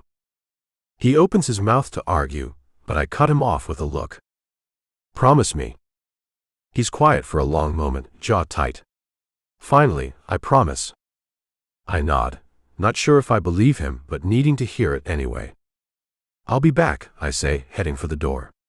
Don't leave this room. Marco.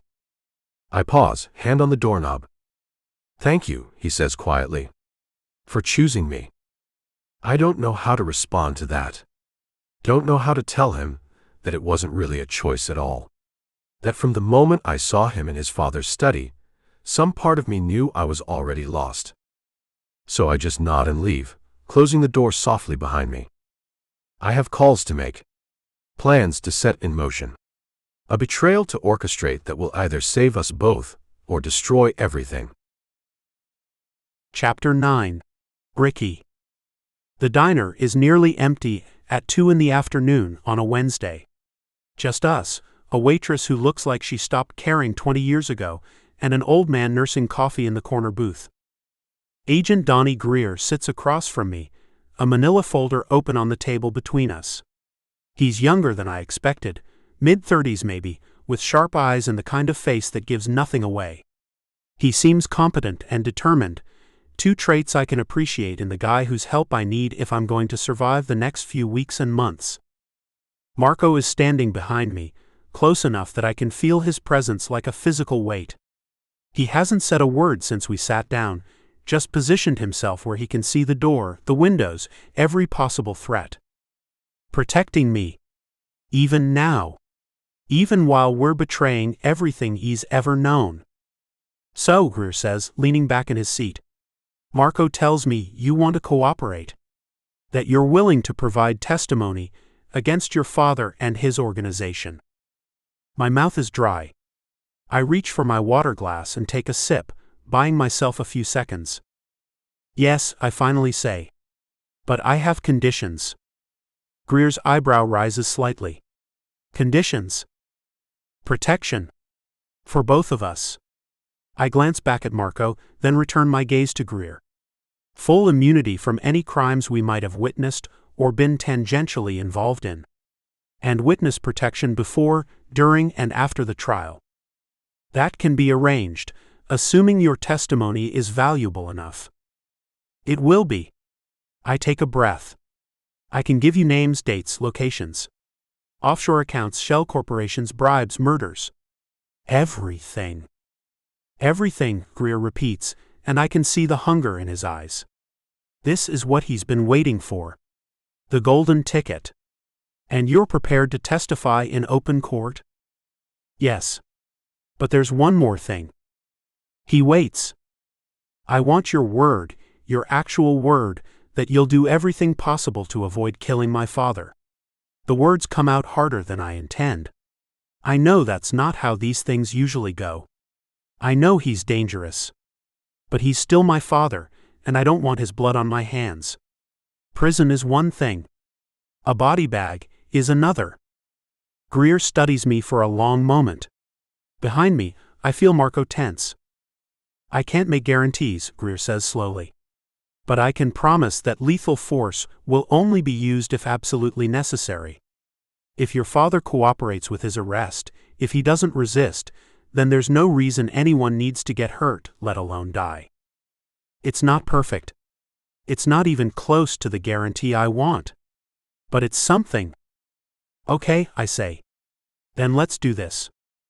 Greer pulls a document from his folder and slides it across the table. This is a preliminary statement. Nothing detailed yet. We'll do that in a more secure location later.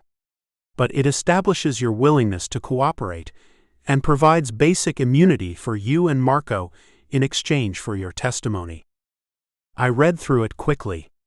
The legal language is dense, but the meaning is clear. I'm agreeing to turn on my family. To burn down everything my father built.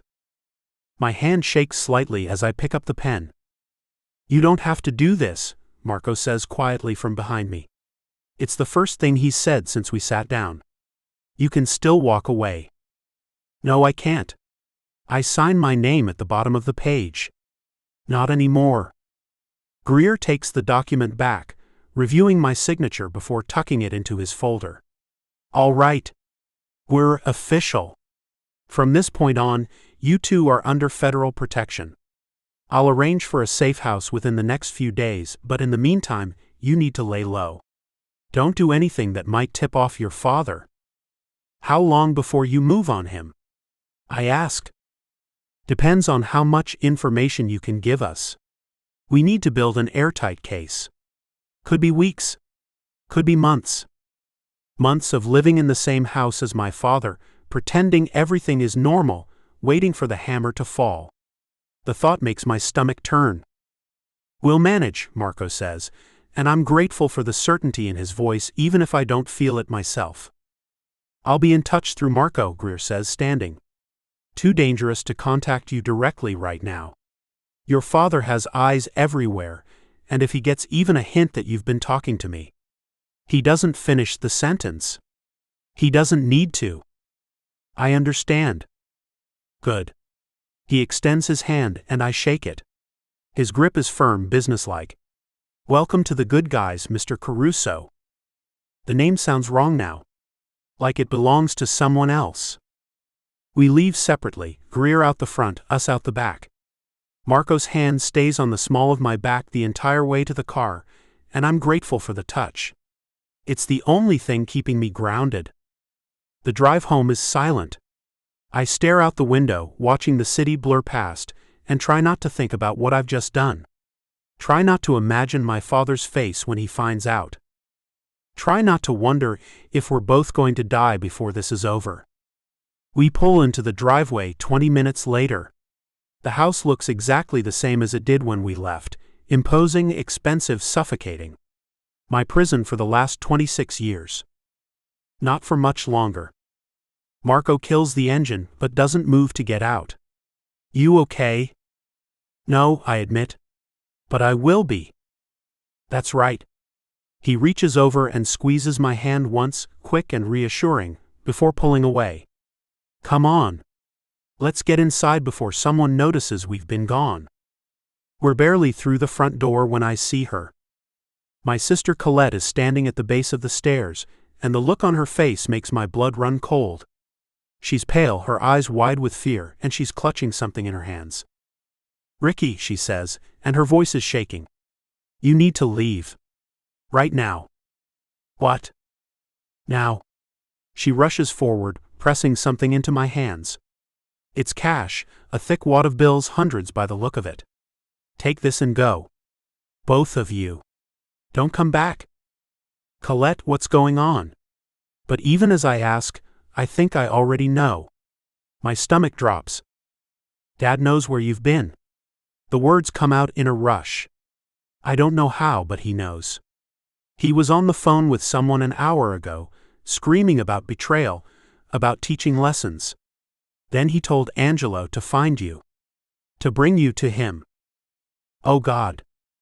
How much time do we have? Marco asks, already moving, already in protective mode. Not much. Maybe 10 minutes before Angelo gets back with more men. Maybe less. She looks at me, and there are tears in her eyes. I'll try to stall them. Tell them you went out, that I don't know where. But you have to run, Ricci. Please. I pull her into a hug quick and fierce. Thank you. Go back to your room and stay safe. Go, she whispers. And don't look back. There's a crash from upstairs, loud, violent, the sound of something heavy being thrown. Then my father's voice bellowing my name. Ricardo. Move, Marco says, grabbing my arm. Now. We run. Through the kitchen, out the back door, across the lawn toward the garage. My heart is hammering so hard I can barely breathe, but I keep moving. Have to keep moving. Behind us, I hear the back door slam open. Ricardo. My father's voice again, closer now. You get back here. You fucking traitor. Marco shoves me toward his car, parked at the far end of the driveway. Get in. Don't stop, don't look back, just get in the car. I fumble with the door handle, my hands shaking so badly I can barely grip it. Finally it opens, and I throw myself into the passenger seat. Marco is already behind the wheel, the engine roaring to life. He throws it in reverse and we're moving, tires squealing as we shoot backward out of the driveway. I catch a glimpse of my father in the rearview mirror, standing on the back porch, face twisted with rage, and is that a gun in his hand? Then we're on the street, and Marco's shifting into drive, and we're flying forward, leaving the house behind. We make it maybe half a block before I see the black SUV careening around the corner ahead of us. Marco? I see it. His voice is tight and controlled. He yanks the wheel hard to the left, tires squealing as we swerve. The SUV screeches to a stop sideways across the street, blocking our path. The driver's door flies open and Angelo steps out, gun already raised. Get down, Marco shouts, shoving my head toward my lap just as the first shot shatters our windshield. The sound is deafening. Glass explodes inward, raining down on us, and I can't breathe, can't think, can only stay down and pray we make it out of this alive. Marco's already moving. He throws the car into reverse, one hand on the wheel, the other pulling his gun from the holster at his hip. He fires 3 shots through the broken windshield, controlled, precise, and I hear a grunt of pain from outside. Stay down. Marco yells again, still reversing at breakneck speed. More gunfire. I hear bullets punching through metal, feel the car shudder with each impact. Then Marco spins the wheel and we're turning, tires screaming, and suddenly we're facing the opposite direction. He slams the gas and we shoot forward. I risk a glance in the side mirror and see Angelo stumbling, clutching his stomach, blood seeping between his fingers. The other man, one of my father's soldiers, I don't even know his name, is trying to help him back to the SUV, but they're both moving slowly. Did you? I hit him. Don't know how bad.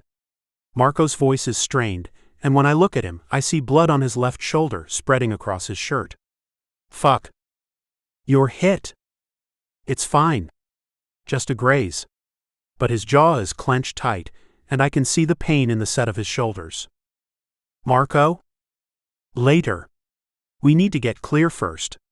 He takes another turn, then another, weaving through residential streets until we hit the highway. Only then does he seem to relax slightly, though his eyes never stop checking the mirrors. Where are we going? I ask, my voice shaking. I've got a place. A cabin upstate. Nobody knows about it. I bought it under a fake name years ago, kept it as a backup in case I ever needed to disappear. He winces as he shifts gears. We'll be safe there. For a little while, at least. The drive takes 2 hours. 2 hours of checking mirrors, of jumping at every car that gets too close, of watching Marco's shoulder continue to bleed despite the makeshift pressure bandage I fashioned from my shirt. By the time we pull up to the cabin, a small weathered structure deep in the woods, surrounded by trees and silence, the sun is starting to set, painting the sky in shades of orange and red. Blood and fire. Marco kills the engine and we sit there for a moment, both of us breathing hard, coming down from the adrenaline. Come on, he finally says. Let's get inside. The cabin is sparse but functional. One main room with a kitchenette, a bedroom barely big enough for the double bed, a bathroom that looks like it hasn't been updated since the 70s. But it's clean, and more importantly, it's isolated. Sit, I order, pointing to the bed. Let me see your shoulder. Ricci. Now Marco.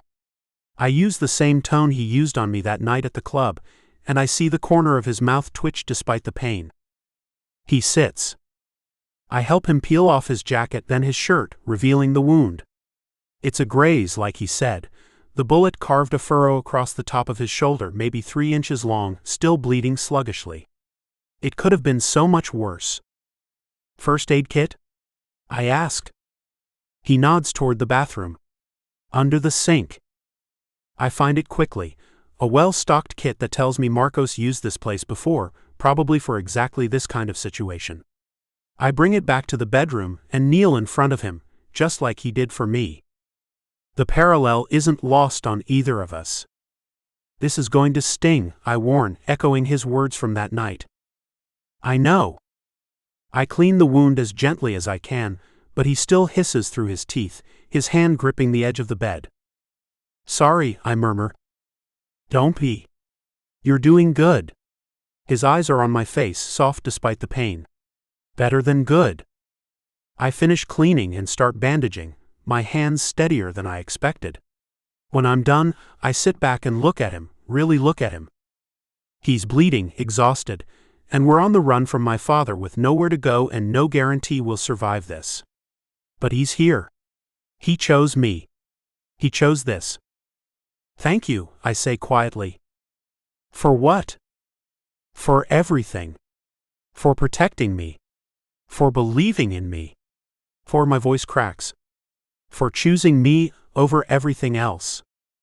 Ricci. I love you. The words tumble out before I can stop them, raw and honest and terrifying.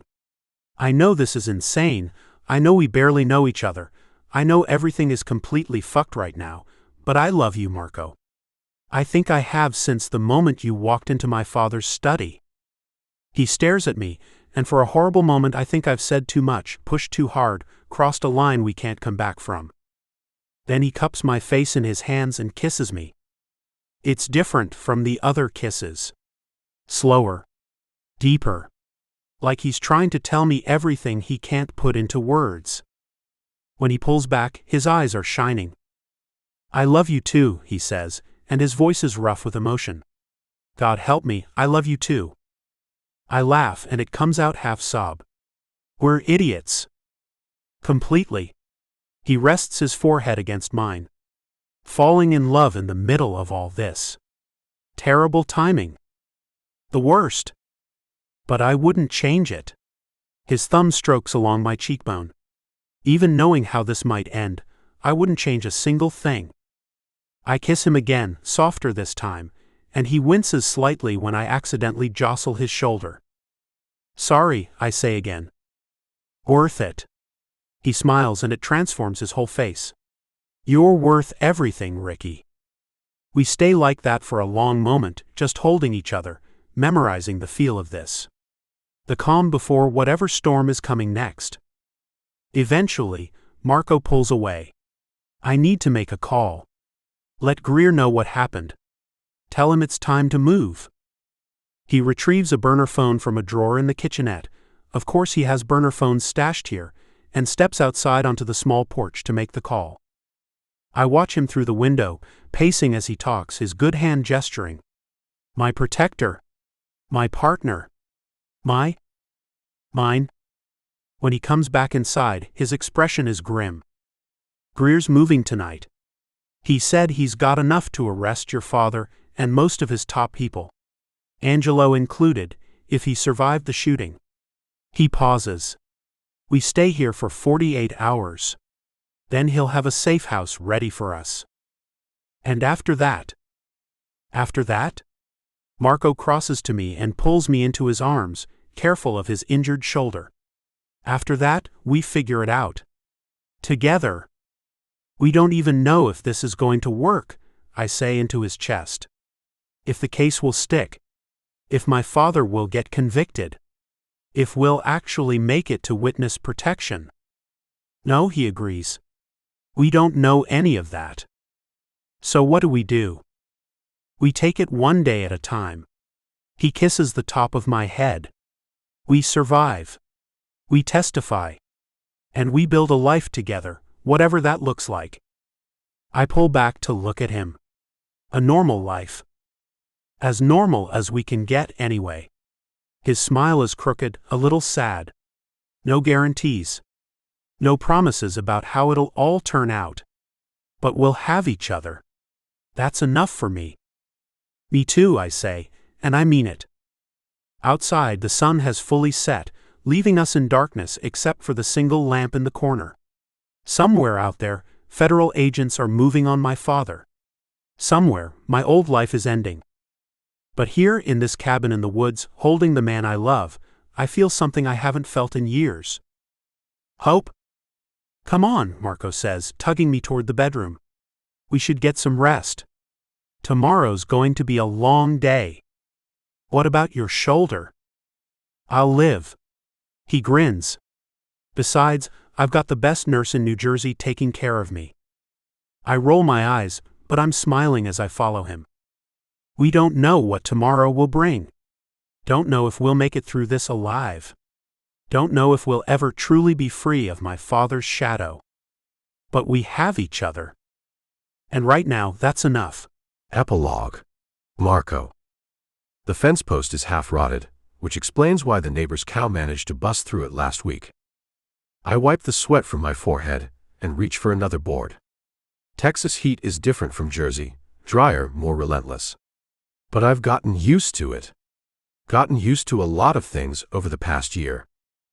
Like being called Michael Torres instead of Marco Ricci.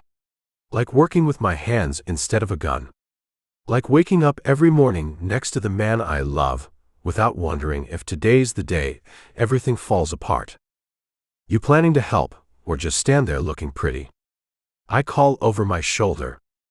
Ricky, Ryan Mitchell, according to our new ids, but he'll always be Ricky to me, is leaning against the fence, watching me work with that slight smirk that still makes my stomach flip. I'm supervising, he calls back. It's a very important job. Uh-huh. I straighten, grinning at him despite myself. Lunch break. I thought you'd never ask. We head inside our small house. 2 bedrooms, 1 bath, desperately in need of updates we can't quite afford yet. But it's ours. We paid cash for the 5 acres, filed all the right paperwork under our new names, and for the past year, we've been just another couple trying to make it work in rural Texas. Nobody knows who we really are. Nobody cares. It's the most peace I've ever known. Ricky's pulling beers from the fridge when the burner phone rings. We both freeze. The phone sits on the counter where it always sits, a lifeline to our old lives and a reminder that we're not quite free yet.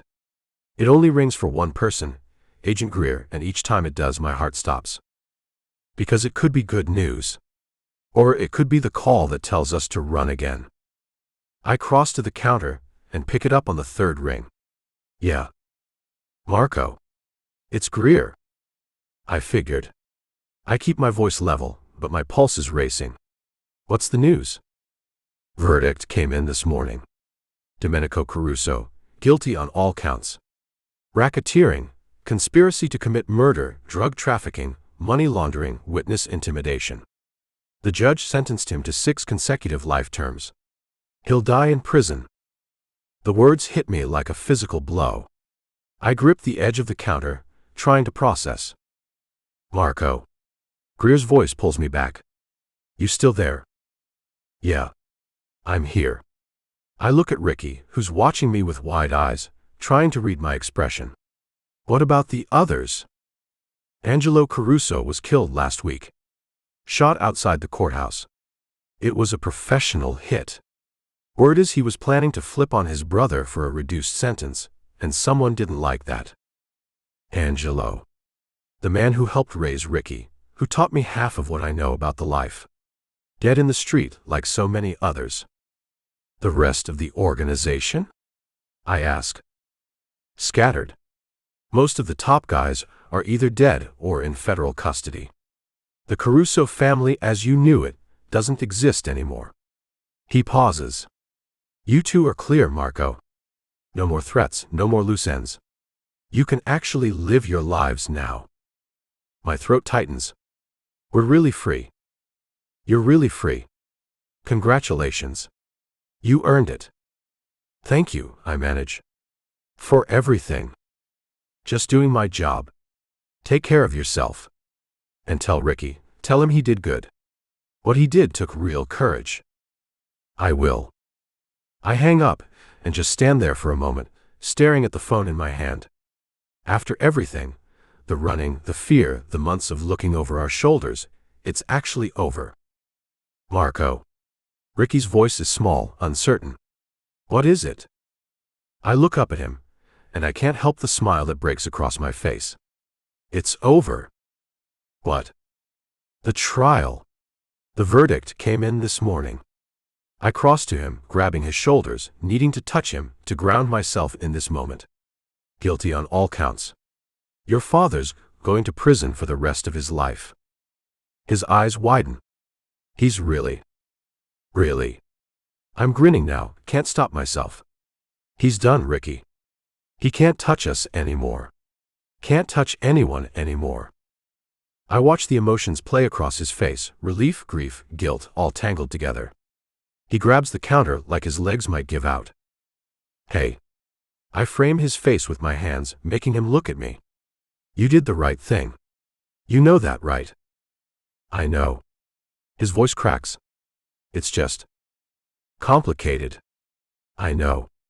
I kiss his forehead, trying to pour everything I feel into the gesture. But he made his choices, Ricci. All of them.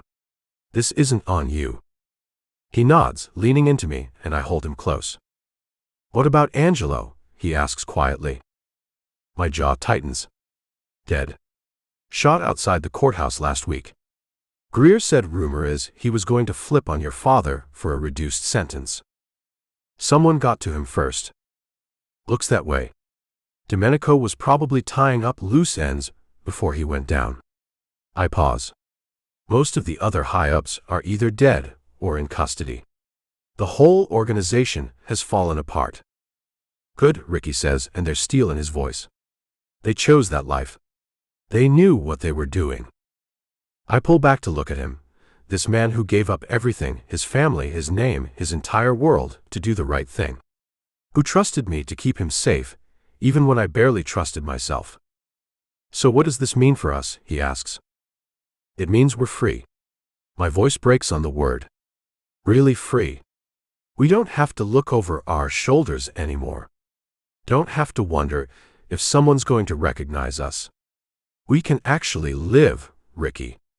We can build a real life here. We can get married, he says, and his eyes light up. Like, actually married.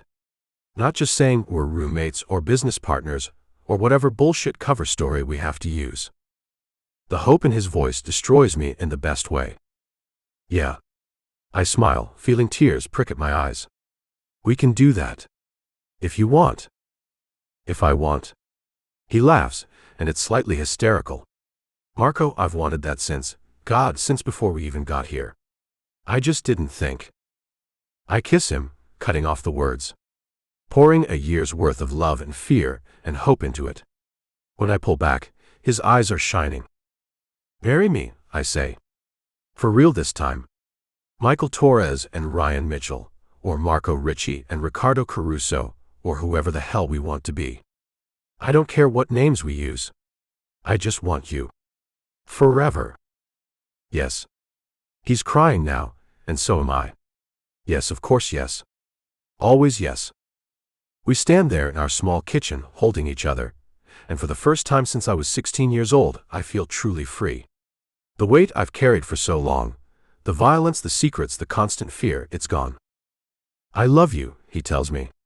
So goddamn much. I love you too. I brush his tears away with my thumbs. My brave, beautiful Ricci. You saved us both, you know that. We saved each other. He's right. We did. Come here, I murmur, backing him toward the bedroom. I want to celebrate. I want to show you exactly how much I love you. Marco, his breath catches as I kiss down his neck. It's the middle of the day. Don't care. I push open the bedroom door. We're free, Ricky. No more hiding. No more fear. Just us. Just us, he echoes. And then he's pulling me down onto the bed, and I'm lost in him, in his mouth, his hands, the way he says my name like a prayer. We strip off each other's clothes, and I'm already hard for him, already desperate. I can't stop touching him, kissing him, running my hands over his body, and reminding myself that he's here. He's real. He's mine. Fuck me, he gasps, reaching for my cock. I need you, Marco. I need. I silence him with a kiss, grinding against him, savoring the feel of him beneath me. The way his cock rubs against mine, the way he whimpers from the friction between our bodies. Not yet, I whisper against his lips. Marco. Shish. I roll us over, pulling him on top of me. I want to taste you first. To suck that pretty cock of yours, until you're almost ready to come. Then I want to fuck you, until all you can do is yell my name while I finish inside you. He lets out a low groan, and my dick throbs. Is that what you want, baby? Yeah. He sounds desperate. Needy. Perfect. God, yes. Please. Good boy. He bites his lip, and the sound he makes is delicious. I love it when you call me that. I know. His cheeks are flushed and his pupils are blown. I can tell he's already losing himself to the fantasy, to the thought of me taking control and giving him everything he wants. Closer, I command, and he scoots his sexy body up my torso without hesitation. He's just over my chest now, his hard length throbbing and eager only a few inches from my face. You're so good for me, baby. I wrap my hand around his cock and stroke slowly, once, then twice. He's so hard, and he's trembling in my grip. So fucking good. Oh God. He moans and drops his head forward, until his hair is falling over his eyes. He's looking down at me, his gaze hazy and lustful. Tell me what you want, I say. Your mouth. All of you. Please, Marco. Good boy. I slide his length inside my mouth. Oh fuck. My tongue flicks against his swollen head, tasting the salty pre-cum there. He's thick and perfect, and I take him deeper, my hand cupping his tight balls. Ah, he cries, and the sound is so desperate, so needy, that my cock is rock hard and I can't resist reaching down to stroke myself. I suck him slowly, savoring the feel of his shaft in my mouth, loving the way his legs are shaking, and his arms are braced on the headboard, and his body is thrusting ever so slightly, wanting more. I pull off and meet his eyes. You can move, baby. Fuck my mouth. He obeys. He thrusts into my mouth, slowly at first and then faster. He's holding back, not wanting to come too soon. Not until I'm inside him. My precious sweet Ricky. Oh fuck, he cries. I'm getting close. That's enough, I say, and his hips still, his cock slipping from my lips. Fuck. That was fuck. It was. I grin. I'm not done with you yet, baby. Not by a long shot. Good, he breathes. Because I need you. Face down on the bed. Now. He scrambles to obey, gingerly swinging a leg over and letting me up from the bed while he rolls over onto his stomach. I grab the lube from the bedside table and settle between his legs. Are you ready? I ask. So fucking ready. Please, Marco. I pull him up onto his knees and press a kiss to the base of his spine. Then my hands are on his ass, kneading, teasing these perfect globes with my fingers. Gonna eat this sexy ass, baby. Yes. Oh God, yes. Please. Keep begging for it. Love to hear you beg. Marco, please. Please. Put your mouth on me. Fuck me with your tongue. I need you, God, I need you. Please. He's a beautiful mess.